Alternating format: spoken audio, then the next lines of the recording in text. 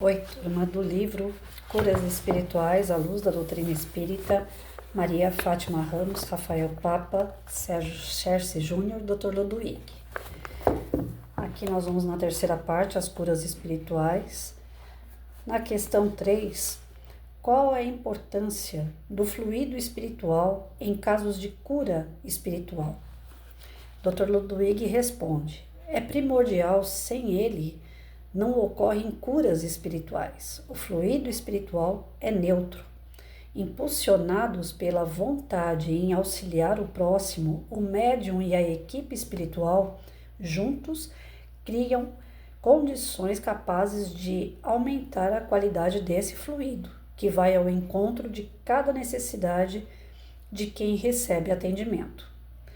A referência doutrinária. Agora, a eletricidade e o calor representam um papel no fenômeno?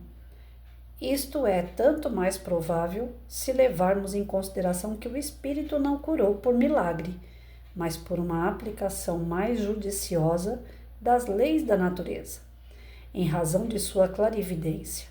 Se, como a ciência é levada a admitir, a eletricidade e o calor não são fluidos especiais, mas modificações ou propriedades de um fluido elementar universal, eles devem fazer parte dos elementos constitutivos do fluido perispiritual.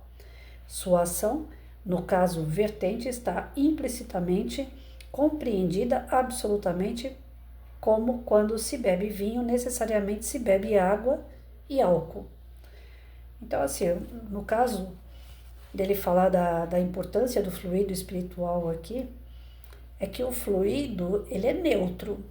Mas quando articulado, manuseado pelo médium e pelo espírito que está acompanhando o tratamento de uma pessoa, ele é manipulado de forma que ele vai atingir ou agir, melhor dizendo, no caso específico daquela pessoa. O fluido que existe, ele é um só. Esse fluido espiritual, ele é um só e ele é neutro, ele está em todo lugar. Agora, a necessidade do assistido, cada qual tem a sua.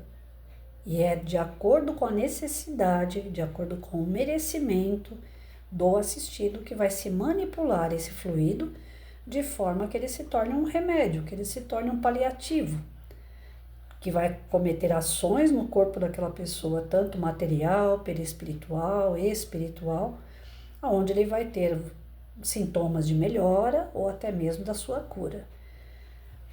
Isso a gente também entende quando se trata da água fluidificada. A água fluidificada, a composição da água, ela não muda, ela é neutra, ela é sempre a mesma.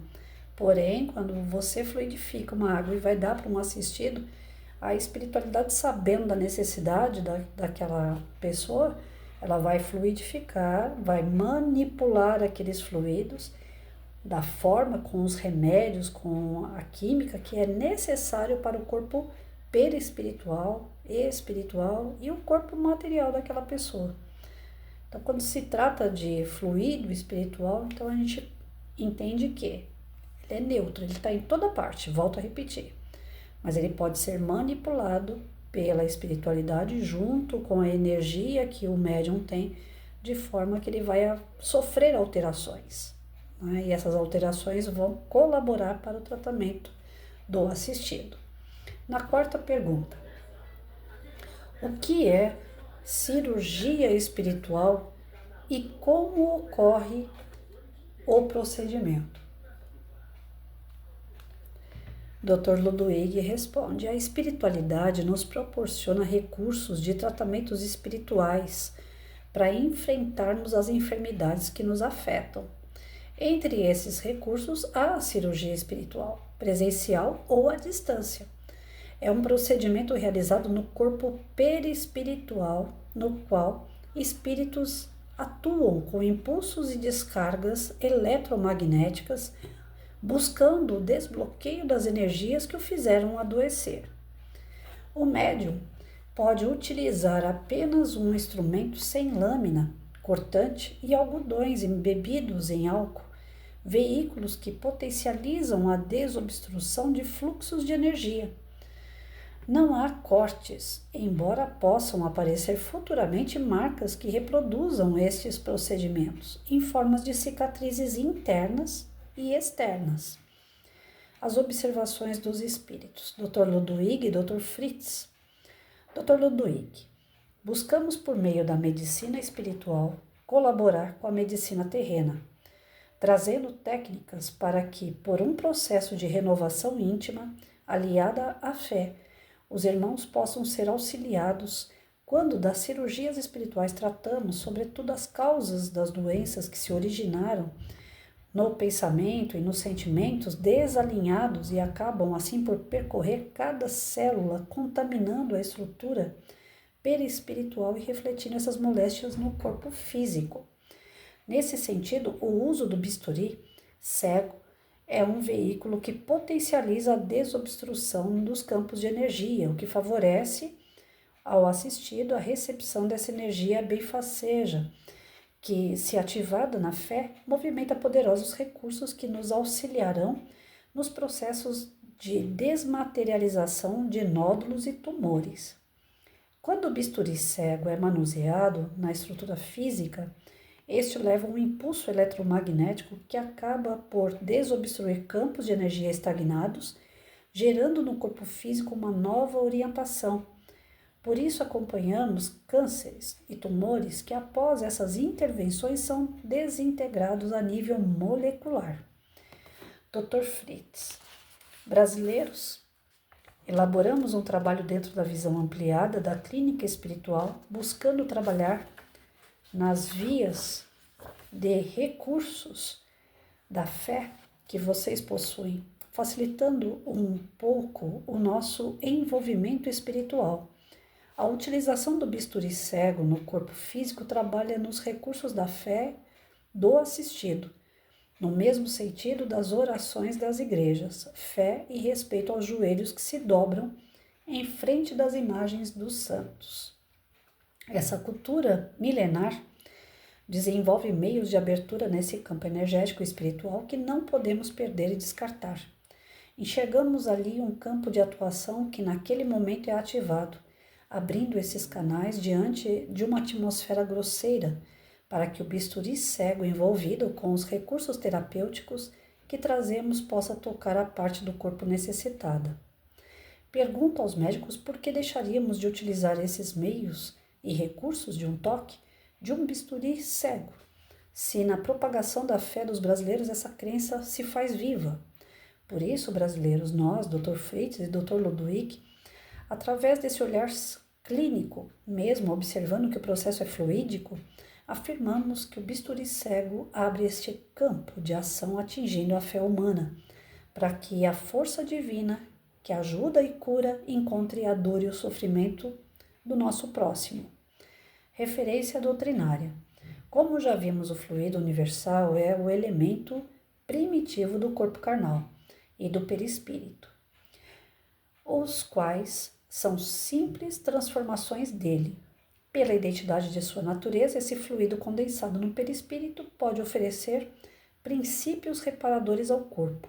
O espírito encarnado ou desencarnado é o agente propulsor, que infiltra no corpo deteriorado uma parte da substância do seu envoltório fluídico.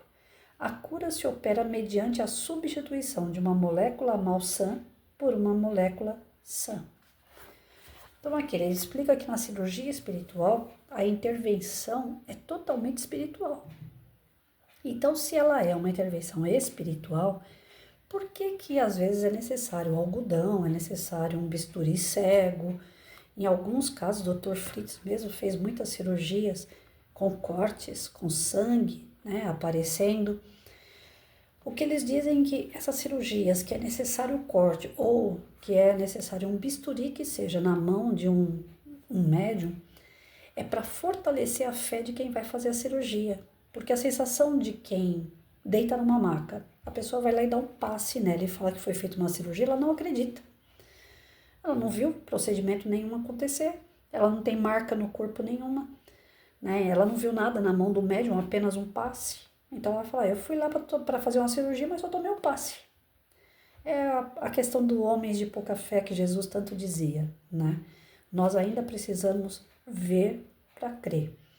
Assim como algumas religiões precisam ajoelhar para acreditar que estão sendo submissos a Deus e que Deus vai ouvir porque ajoelhou, outras precisam de vela para acender, né, ter uma luz. Então, não é que o espírita ele não deve ter ritual, mas ele precisa ter um princípio ativo para desenvolver a fé da pessoa. E às vezes esse princípio ativo cai nessa questão da matéria. Precisa de algo material para que a pessoa acredite na sua própria cura. Eu, Patrícia, pelo menos, Patrícia, não é o espiritismo, Patrícia, eu já estudei que a questão é fluídica. Por mais que eu seja Santo Tomé e preciso ver para crer, eu posso muito bem fazer uma cirurgia sem ver que eu vou acreditar que é uma cirurgia, porque eu estou estudando e sei que são fluidos. Sei que é o campo espiritual trabalhando naquela pessoa. E não trabalha o corpo da pessoa. Está trabalhando o perispírito da pessoa. Que foi ali que foi lançado através de pensamentos e sentimentos do espírito. Foram lançados para o corpo, para as células do corpo. Essa transformação do fluido. Porque todos nós temos fluidos bons. O fluido neutro. O fluido universal está dentro da gente também. Todos nós temos. Mas através dos pensamentos, dos sentimentos negativos que nós tivemos, nós poluímos esse fluido dentro de nós. Nós transformamos ele em veneno para o nosso corpo. Então, na cirurgia espiritual, o que vai ser a mola propulsora de qualquer transformação no corpo daquela pessoa e a sua cura é a própria pessoa. É ela enxergar as moléculas dela, vibrar a favor das moléculas dela, ter bons pensamentos, bons sentimentos, para limpar todos esses miasmas, esses fluidos negativos que ela produziu em cada célula do seu corpo. Ele está falando aqui, é possível curar câncer, células que estão com câncer, e transformar em células sãs novamente.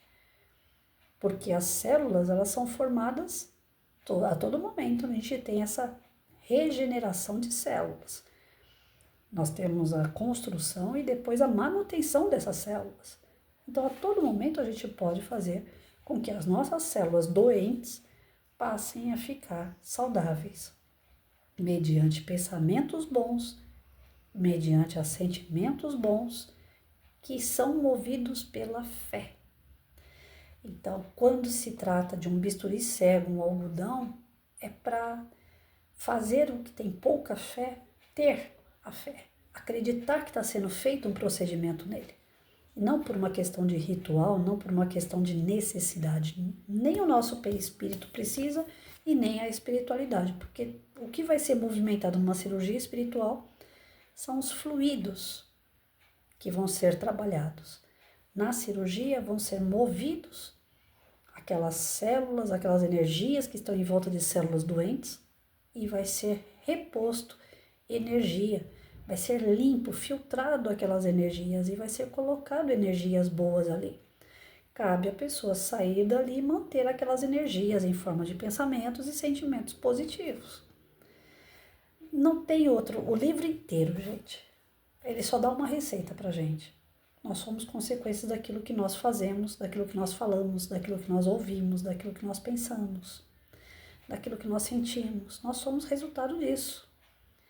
A partir do momento que o ser humano tomar consciência de que ele não é só isso aqui, pele, osso, né, corpo físico, mas que existe nele um espírito que está encarnado para vivenciar na carne situações que vão levar o seu espírito ao aprendizado verdadeiro, que é o aprendizado espiritual, as coisas vão mudar. Quando a gente tiver esse foco. Porque a gente aprende desde pequeno que a gente vai nascer, crescer, desenvolver e vai morrer. Enquanto na nossa cabeça a morte existe, nós vamos dar muito valor ao corpo. Nós vamos continuar sendo materialistas. Quando a gente entender que a gente nasce, cresce, desenvolve e depois a gente morre fisicamente e retorna nesse físico, né? Volta de novo à carne, que a gente vai para o plano espiritual e volta a ter experiências no corpo físico. Quando a gente entender esse processo real, que a gente acreditar nisso, nós vamos ver que a cura está dentro da gente. Que nós vamos rodar tanto para entender que nós somos deuses. Porque é isso que Jesus dizia. Que nós conseguimos fazer tudo aquilo que ele fazia e muito mais. Mas a gente só vai conseguir entender isso quando a gente perceber que está aqui a solução de grande parte dos problemas que nós mesmos causamos. Os problemas, as dores não foram criadas por Deus. Somos nós, na nossa imperfeição, que criamos. E aí é justo que Deus fique limpando cada sujeira que a gente faz? Não, ele coloca a gente mesmo para limpar. E como é que a gente pode limpar a sujeirada que a gente faz? Estudando, alimentando o nosso espírito com bons pensamentos, entendendo o processo encarnatório e dando de fato valor à nossa vida espiritual. Então a nossa fé tem que estar intimamente ligada a isso, sabendo que a espiritualidade vai socorrer, ela vai ajudar. Existe pronto-socorro espiritual que é o centro espírita. Mas ninguém vai poder fazer por nós só aquilo que a gente mesmo pode fazer. Você vai passar no médico, o médico vai falar para você, toma tal remédio, toma tal injeção, faz tal tratamento. Mas para você melhorar daquilo que você foi procurar ajudar o médico, é você que tem que fazer, é você que tem que tomar o remédio, é você que tem que tomar a injeção, é você que tem que fazer o tratamento. Então, no caso espiritual não é diferente, é você. Você que tem que buscar a solução daquilo que você causou de mal. É mudar aquilo que de ruim está dentro de você. E para isso precisa do autoconhecimento, para isso precisa estudar. A doutrina espírita dá essa oportunidade de estudar, entender. Eu fui reprovada várias vezes na parte de ciências, né? Eu sou péssima nisso. Mas ao longo do estudo deste livro, eu tenho amadurecido algumas coisas que para mim estavam tão distante, já não estão mais. Então não é que eu compreendi o texto todo que está aqui dentro do livro, que eu lembro de cada palavra que eu li, esquece. Mas à medida que eu fui lendo página por página, capítulo por capítulo, buscando falar aquilo que eu entendi, esse exercício diário da leitura, só isso aqui já tem me feito abrir a mente para uma série de coisas que antes eu falava, mas eu não compreendia de verdade aqui dentro. Então, é buscar cursos na casa espírita, é buscar vídeos informativos, é buscar palestras que estejam. Se você não pode ir numa casa espírita, vá assistir palestras virtuais, vai participar de roda de bate-papo, participa de perguntas, pinga-fogo, tem sempre esses pinga-fogos entre os espíritas, onde você pode fazer todas as perguntas, todas as dúvidas que você tiver. Participe de estudos. À medida que a gente vai estudando, a gente vai esclarecendo muita dúvida e isso faz com que a gente crie fé. A dúvida, ela é a inimiga da fé. Fé é totalmente contrário de dúvida. Então, quando a gente tem muita dúvida, a gente tem pouca fé. Quando a gente passar a ter mais fé, às vezes se torna até aquilo que as pessoas falam, nossa, você é quadradão, né? Você virou um beato. Não, você apenas adquiriu fé.